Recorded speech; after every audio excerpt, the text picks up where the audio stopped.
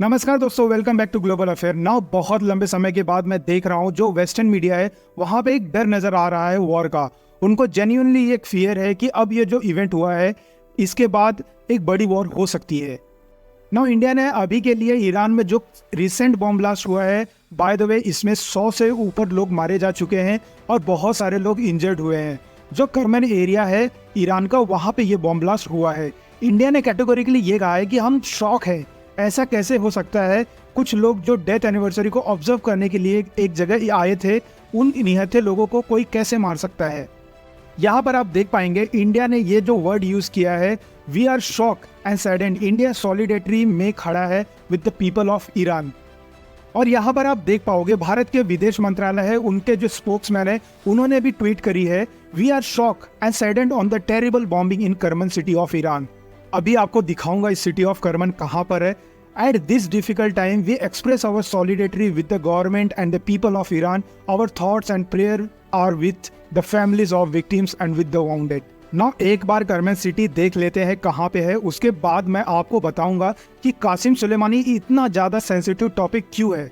Israel, Iran, USA के बीच में क्यों वेस्टर्न मीडिया बार बार ये लिख रहा है कि अब तो वॉर हो जाएगी, अब तो बड़ी वॉर हो जाएगी। ना यहाँ पर आप देख पाओगे सेंट्रल ईरान की करीब एक बहुत ही इंपॉर्टेंट सिटी है करमन के नाम से। करमन देखिए बहुत ही इंपॉर्टेंट शहर है क्योंकि यहाँ पर कब्र है कासिम सुलेमानी की और इसी कब्र के पास बॉम्ब ब्लास्ट हुआ है।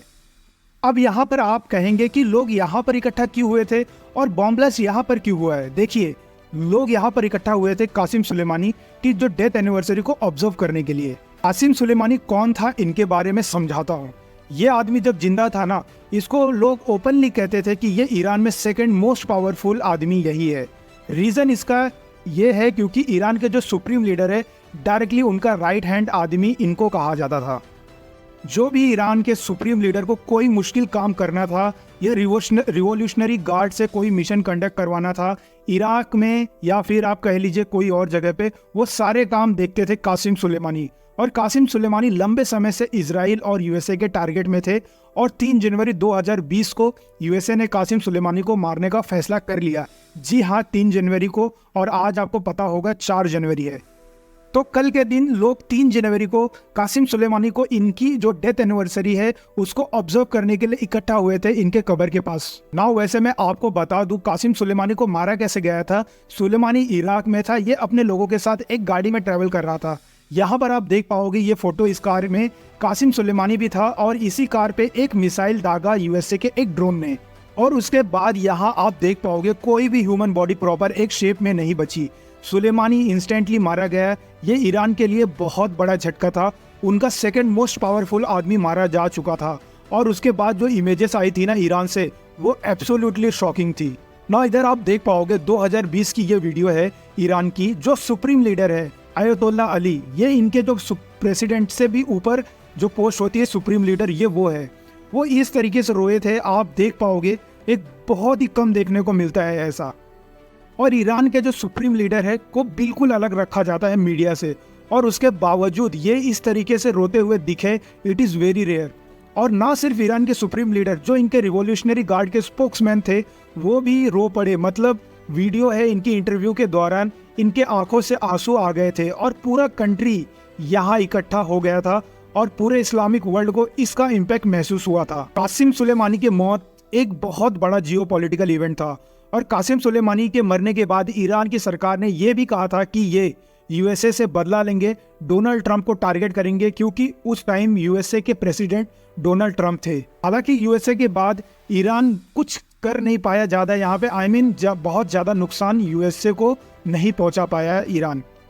मगर अब ये जो बॉम्ब ब्लास्ट हुआ है, मैं कहूँगा कि ईरान जो एक बहुत बड़ी बेसिक सेल्फ सिस्टम होती है कंट्री की, उसको हिट कर गया है ये बॉम्ब ब्लास्ट। और इसलिए वेस्टर्न कंट्री ये कह रही है, इनका मीडिया ये कह रहा है कि अब डर बहुत ज़्यादा बढ़ गया है एक वाइडर वॉर का। यहाँ पर आप देख पाएंगे न्यूयॉर्क टाइम्स का ये आर्टिकल है, attack heighten fear of a wider war for the middle east and USA. Now देखिए, ये अटैक, ये बॉम्ब ब्लास्ट जिसने भी किया है, ये एक कायरतापूर्ण अटैक है। क्योंकि बहुत सारे बच्चे भी यहाँ इकट्ठा हुए थे। आप इमेजिन कर सकते हैं कासिम सुलेमानी की जो डेथ एनिवर्सरी को ऑब्जर्व करवाने के लिए बहुत सारे स्कूल के बच्चे को यहाँ इकट्ठा किया गया था और यहाँ पर लोकल सिविलियन भी इकट्ठा हुए थे। तो इस तरीके से बॉम्ब ब्लास्ट करना, सिविलियन को मार देना, ये बहुत ज़्यादा खराब मूव है। हालांकि यूएसए ने कैटेगोरिकली ये कहा है कि हमारा कोई रिलेशन नहीं है इस अटैक से। और साथ ही साथ देखिए, मैं हैरान हूँ इससे देखकर, यूएसए ने इजराइल के भी जिम्मेदारी ले ली है। यूएसए की सरकार ने कहा है कि इजराइल की जिम्मेदारी लेते हुए हम कह रहे हैं कि इजराइल ने भी ये अटैक नहीं करवाया है। बट देखिए, लार्जर वॉर का खतरा यहाँ पे इसलिए बढ़ता हुआ दिख रहा है क्योंकि 2020 में अगर हम देखें, इजराइल गाजा को ऑल टुगेदर मिटाने वाला नहीं था। आज के समय आपको मैं बता दूं, इजराइल दुनिया को शॉक कर रहा है हर हफ्ते इजराइल से एक नया स्टेप है जो लगता है कि ये किसी ना किसी एंटिसिपेट नहीं किया होगा। पहले इजराइल ने कहा कि नॉर्थन गाजा कब्जा लेंगे, इन्होंने कब्जाया। बाद में ये लोग कहते हैं कि हम कब्जाने के बाद छोड़ देंगे, जो 10 लाख नॉर्थन गाजा के से भाग गए हैं साउथर्न गाजा में, वो वापस भी आ पाएंगे। और अब इजराइल के मिनिस्टर कह रहे हैं कि कोई वापस नहीं आएगा, इजराइल के ही लोग नॉर्थन गाजा को कब्जा कर यहाँ पे स्टेटमेंट बिल्ड कर लेंगे। और फिर साउथर्न गाजा पे भी इजराइल अटैक कर रहा है। और आज के समय लेजिटिमेट सवाल पूछा जा रहा है कि फ़लस्तीनियन कहाँ जाएंगे? फ़लस्तीन के लोग क्या इजिप्ट में चले जाएंगे या फिर कूद जाएंगे सी में? क्योंकि इजराइल के तरफ से सारी बॉर्डर बंद की जा चुकी है, इनके पास जगह नहीं है आज के समय रहने के लिए। तो ये अपने आप में काफ़ी कंसर्न की बात है। और ये कंसर्न चाहे हम लोग इंडिया में इतना डिस्कस ना करें, बट जो इस्लामिक कंट्री है, प्राइमरीली जो OIC के मेंबर कंट्रीज है, वहां पर ये टॉपिक एक्सटेंसिवली डिस्कस किया जाता है। तो ईरान के लोग में ऑलरेडी बहुत ज़्यादा आक्रोश है इजराइल के प्रति, यूएसए के प्रति, और इसीलिए इनकी मीडिया को डर लग रहा है कि अब ईरान कोई बड़ा स्टेप ना ले यहाँ पर। अब ईरान डायरेक्टली मिसाइल लॉन्च करना ना स्टार्ट कर दे इजराइल और यूएसए के अगेंस्ट। और अगेन हमको ये बात भी एडमिट करनी पड़ेगी कि जो ईरान के न्यूक्लियर वेपन्स प्रोग्राम का एक्चुअल स्टेटस है, ये किसी को भी नहीं पता है। IAEA अपनी तरफ से जांच पड़ताल करता है, रिपोर्ट पब्लिश करता है, मगर रशिया ने चुपके से ईरान की कितनी हेल्प कर दी है, ईरान के पास किस लेवल के न्यूक्लियर हथियार पड़े हैं, इसके बारे में नो वन नोज एनीथिंग। इसलिए देखिए, आने वाले कुछ दिन बहुत ही ज़्यादा टेंस होंगे। देखना होगा कि ईरान यहाँ पर क्या रिस्पॉन्स करता है, ये रिस्पॉन्स करते भी हैं या नहीं करते हैं।